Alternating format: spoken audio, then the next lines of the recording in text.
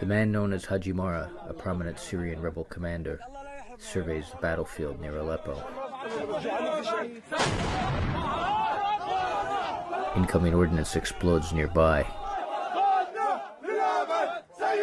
The commander's followers believe it was intended for their leader, who is a regular frontline presence and one of Syria's wanted men. As Haji Mara has become well known and more successful, he has attracted a government bounty on his head. شقد المبلغ ما بعرف بالضبط 20,000 إلا 50,000. 200 مليون سوري. This is C.J. Chivers reporting for the New York Times. The uprising to unseat President Bashar al-Assad is almost 2 years old. While Western governments have raised doubts that its publicly known leaders, many of whom live in Turkey, can unify the rebellion, field commanders like Mr. Saleh have emerged on the ground. They fill a leadership void.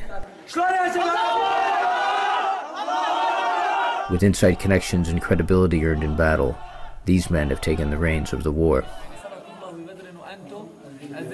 Haji Mara's birth name is Abdul-Qadir al-Saleh.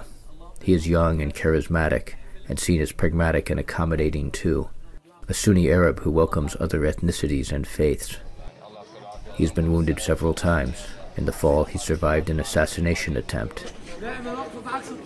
He still fights beside his men.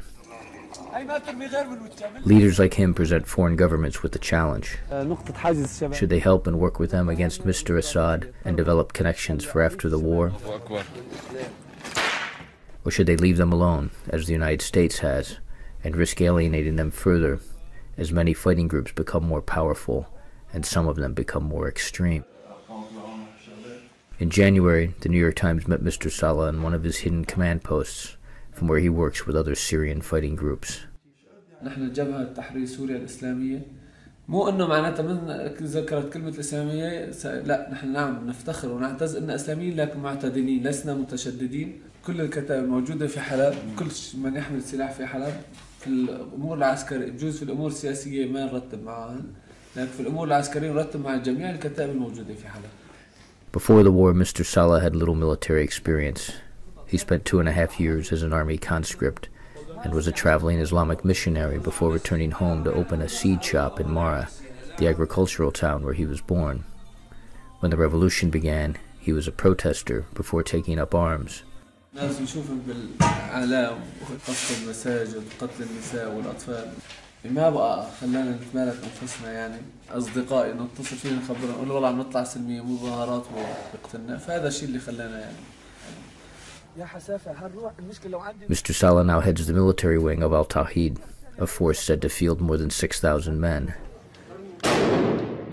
He commands the battle for Aleppo, Syria's largest city, and has gained a devoted following.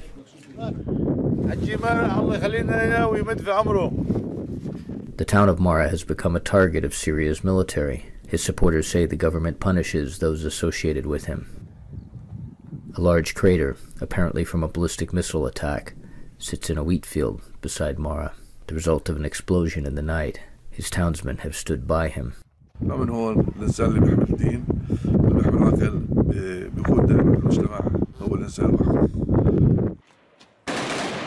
The government forces have not been dislodged, and much of Aleppo has been damaged. The city's residents, facing daily dangers and shortages, grew frustrated long ago. ما بيكفي إنه أمريكا ما قدمت شيء للشعب السوري نهائيا.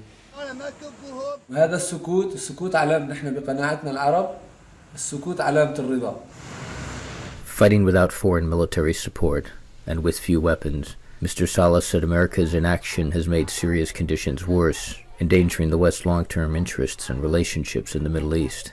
سنتين ونعمل وكل يوم 200 300 قتيل. إذا العالم كله تراكم والله راح تلاقي سوريا كلها قاعدة إذا بتطول الثورة سنة تخرب. Syria's fighters say the time narrows for answers to the questions in the West.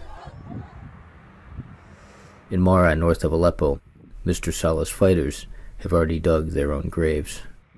ما عندي تصور كيف راح تكون حياتي بعد الثورة. والله ما عندنا مخطط، يعني الآن كل فكرنا محصور بالأمور العسكرية، كيف قاتل هذا النظام يخلص منه.